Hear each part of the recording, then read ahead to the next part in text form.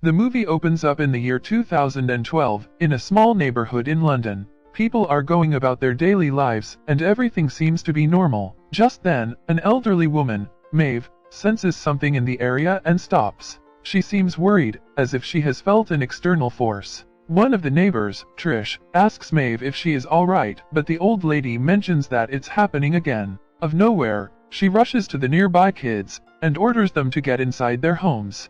The neighbors are perplexed, as it is a perfectly normal day, with no any signs of danger, but Maeve keeps saying it's happening again. Meanwhile, we are shown the poster of a missing girl, signaling that she was abducted not so long ago. As Maeve is trying to convince her neighbors, Trish's daughter, Chloe, watches everything unfold from her room across the street. She is singing her favorite song, which talks about the bird kookaburra. She then sits on her desk and starts sketching a picture of one of the neighbor boys, who is playing outside. Surprisingly, as soon as she finishes the sketch, the boy vanishes into thin air, as if he has been teleported. Maeve and the boy's father realize that another abduction has taken place, but they can do nothing about it. Following this, we are introduced to the main protagonist, the Doctor, and his accomplice, Rose. The two are time travelers, who have been tasked with fixing any anomalies in the timeline. They have come into this world through their teleportation portal. However, this time, they are simply there to witness the opening ceremony of the 2012 London Olympics. As the two are walking through the same neighborhood, they come across the posters of the missing children. The Doctor, being a curious individual, doesn't believe that someone in a quiet neighborhood like this one is capable of abducting children. Hence, he goes around the neighborhood and starts inspecting. When he reaches near the house where the last boy disappeared, he suddenly senses a wave of energy, thus concluding that the abductions are related to something supernatural. Meanwhile, Rose talks to a maintenance worker named Kel, who has been fixing the potholes in the neighborhood. It turns out that the Olympic torch is going to pass through the street, on the way to Wembley Stadium. On the other hand, the Doctor gets into trouble for snooping around someone's house like a thief. Rose and Kel rush to help him out, while Maeve and Trish arrive to defuse the commotion. Once everyone is gathered, the Doctor takes out his police badge and mentions that he is a detective, sent by the government to solve the missing children's case. When he asks if anyone has any information about the abductions, Maeve steps forward and reveals that an external force is taking the children away, and she can feel them. As the group continues discussing, Chloe can again be seen watching everything from her room. She notices a cat, and gets back to her desk to start sketching. While she is at it, her mother, Trish, comes into her room and tries to talk to her. However, the little girl acts unruly, and orders Trish to go away, as she is busy. Also see several sketches of her wall, indicating that she has been doing this for quite some time. Outside, the Doctor and Rose come across the cat and start playing with it. However, as soon as Chloe finishes her sketch, the cat enters a small box, as if it is being called. Surprisingly, it vanishes inside the box, leaving the Doctor and Rose stunned. In the next scene, as Rose is investigating the neighborhood alone, she hears a strange noise coming out of one of the houses. Although hesitant, she opens the door, and a large supernatural-looking ball jumps at her. Fortunately, the Doctor arrives in the nick of time and neutralizes the ball, hence saving her life. Later, the two take the strange ball to their lab to know its composition.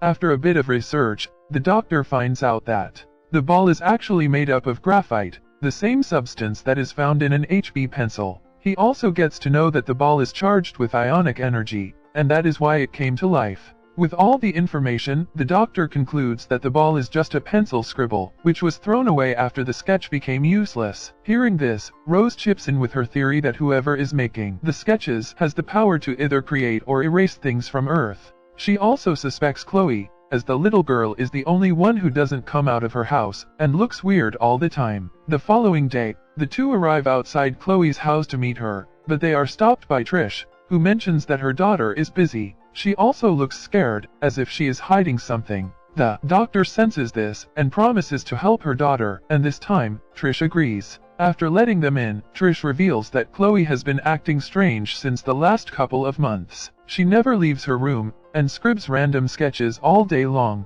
Trish also mentions that her husband died a year ago, but they are happy about it since he was a very bad person.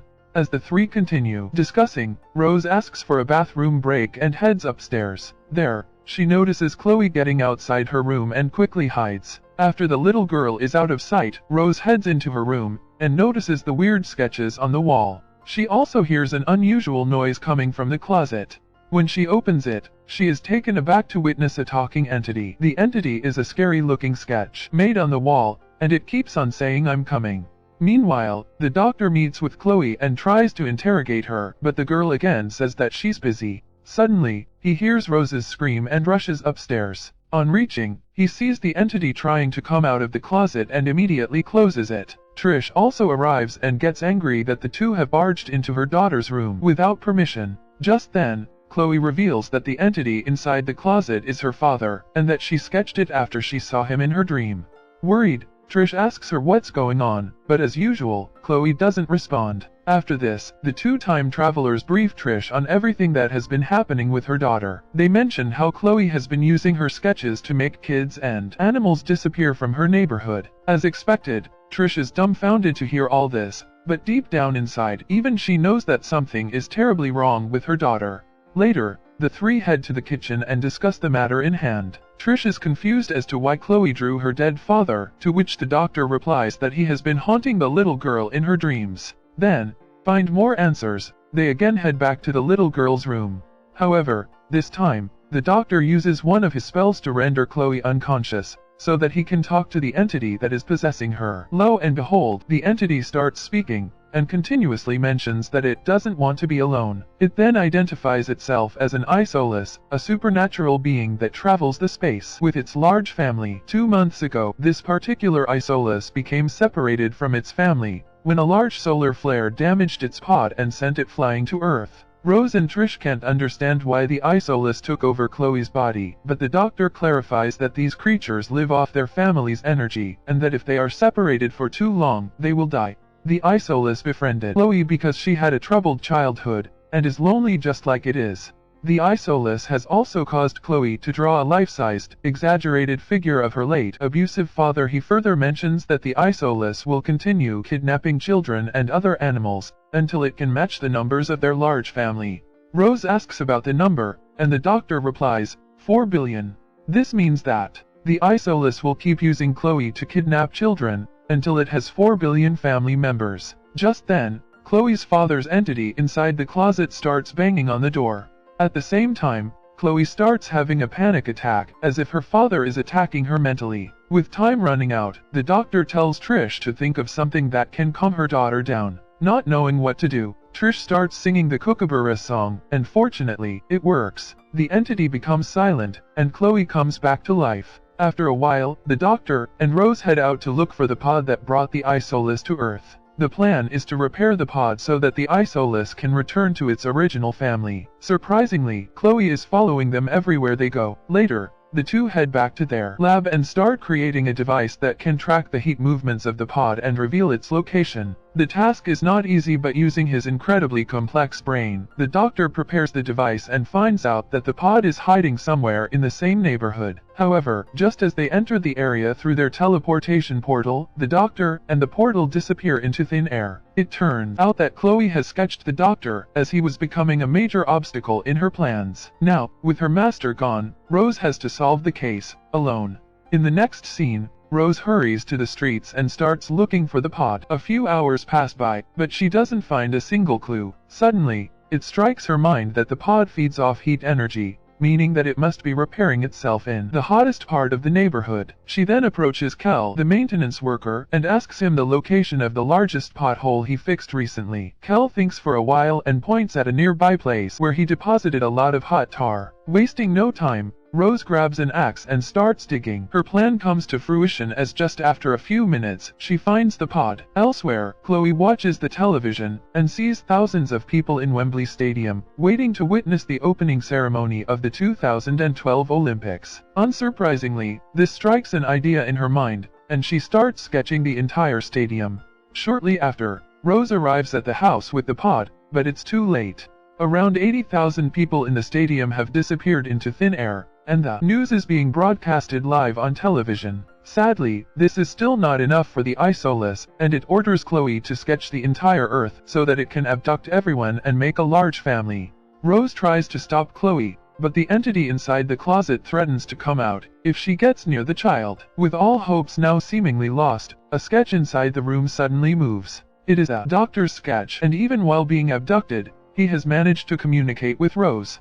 In the sketch, he is pointing at the Olympic torch. At the same time, the television also starts showing the Olympic torch rally, which is nearing the neighborhood. The reporter says that the torch is a beacon of hope, integrity, and love. As soon as Rose hears this, she realizes that the doctor is signaling her to throw the pod inside the Olympic torch, as love is the only thing that can repair it. She immediately heads outside and joins the large crowd that is waiting for the Olympic rally to arrive. Once she sees the torch, she throws the pod into the air, and it lands exactly at the right spot. With this, the isolus inside Chloe's body realizes that the pod is about to be fixed, and decides to return home. After it leaves her body, Chloe returns back to normalcy and hugs her mother. The other abducted children also start reappearing, and even the entire Wembley Stadium is filled with the previously abducted spectators. Rose celebrates her victory with Kel, but when the doctor does not reappear, she becomes worried. Just then, she hears a monstrous scream from Chloe's house, and rushes there. It turns out that the isolus had left a small amount of energy behind, and using it, the entity from the closet has come out. It has trapped the mother-daughter duo inside, and is coming to finish them off.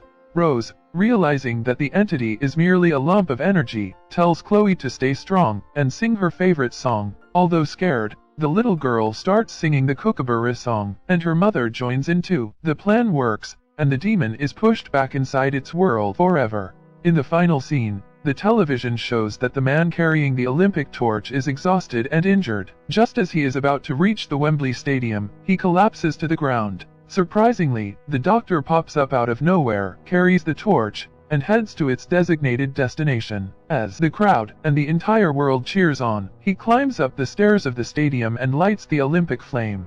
The movie ends as the pod finally generates enough energy to travel back to its own galaxy. Subscribe for more videos like this. Thank you for watching.